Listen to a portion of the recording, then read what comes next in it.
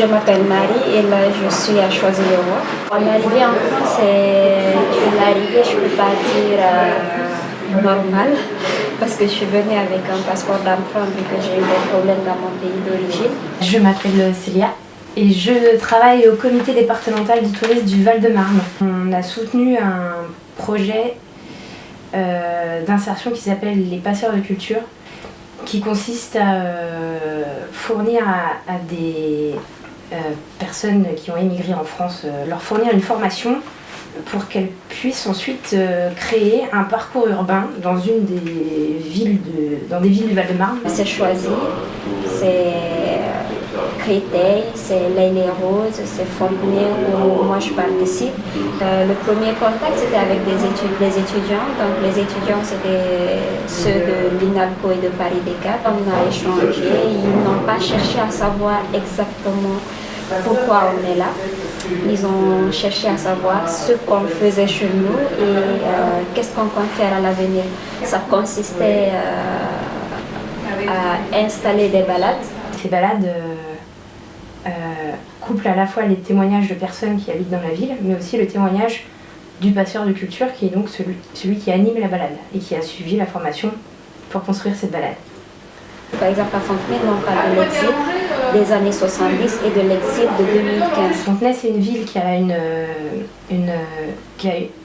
est réputée pour avoir une politique d'accueil très très forte. La municipalité de Fontenay a décidé de s'engager vraiment dans l'accueil des réfugiés chiliens et argentins qui fuyaient la dictature à l'époque. Comment les gens arrivaient en 70 et comment se passait leur procédure de demande d'asile. Et maintenant, comment les gens arrivent depuis 2000 à 2015 jusqu'en 2018, comment est-ce que les gens arrivent et comment se passe la procédure de demande d'asile.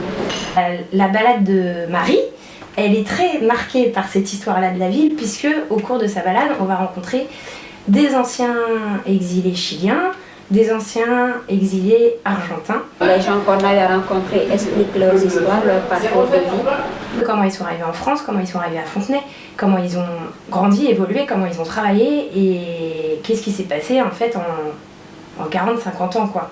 Marie du coup qui est en plein dans cette situation raconte son parcours à elle. J'ai rencontré des personnes qui ont vécu pire que ce que moi j'ai vécu.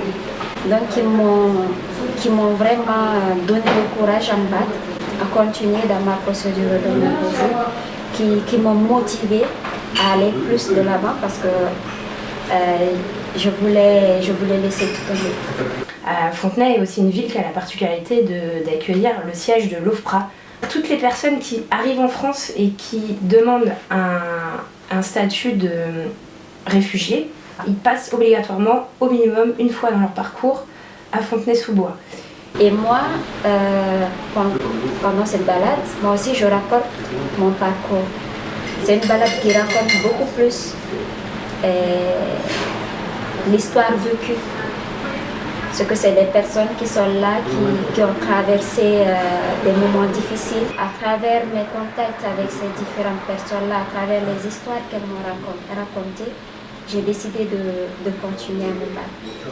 Ensuite, il y a la rencontre avec le public qui va suivre ces balades. On voit bien que le public est toujours très réceptif et très à l'écoute de ce qu'elle raconte et qu'il y a beaucoup d'échanges et beaucoup d'interactions. J'ai reçu, je continue toujours à recevoir quelque chose et je donne. En fait, c'est en donner, en recevoir. Je pense que ça lui apporte beaucoup culturellement et socialement dans son processus d'arrivée en France en fait. Je vais dire accueillir les gens, c'est pas simplement ouvrir une porte et dire entrer. En fait, c'est la manière avec laquelle on se comporte avec ces personnes-là. C'est quand tu te sens vraiment comme si tu étais chez toi.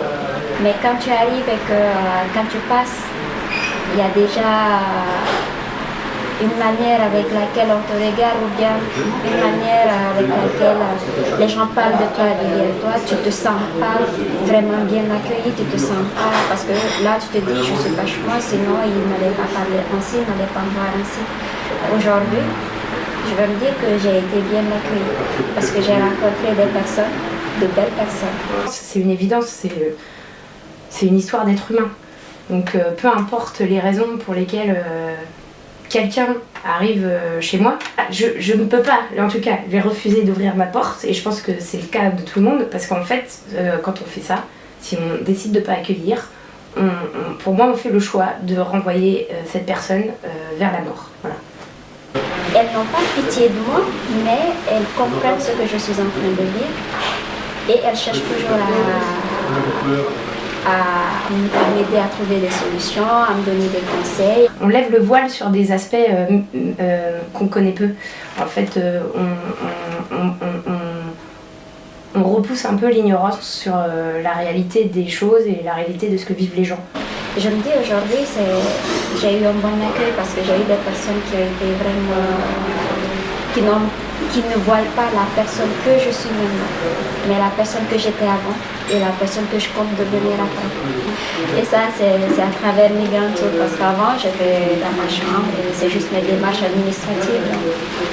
J'avais rien et ce qui se passait à la télé, c'est ce que j'écoutais. Mais là, à travers ce projet Migrantour, il y a beaucoup de personnes qui ont su c'est quoi le migrant, c'est quoi l'exilé. De faire en sorte que l'ignorance n'existe plus sur ces sujets-là et que les gens s'ouvrent davantage aux autres. Et moi, j'ai compris maintenant pourquoi les gens avaient cette idée derrière la tête. Donc du coup, chacun a eu une information de l'autre côté.